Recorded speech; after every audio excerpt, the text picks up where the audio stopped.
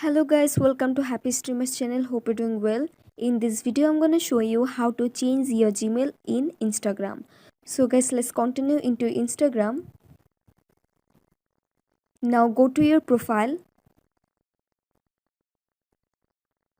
Now tap on the three lines in the right side of corner. Tap on settings and privacy.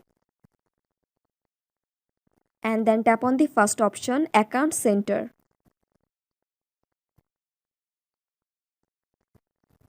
Then tap on personal details. Now tap on contact info. And guys, as you can see that I have Gmail added. And now I will change this email and add my other Gmail here. So for that, just tap on the add new contact. Now tap on add email.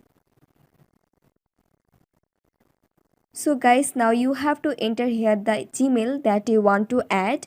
And in the lower part you can see there have an option choose a account for this email.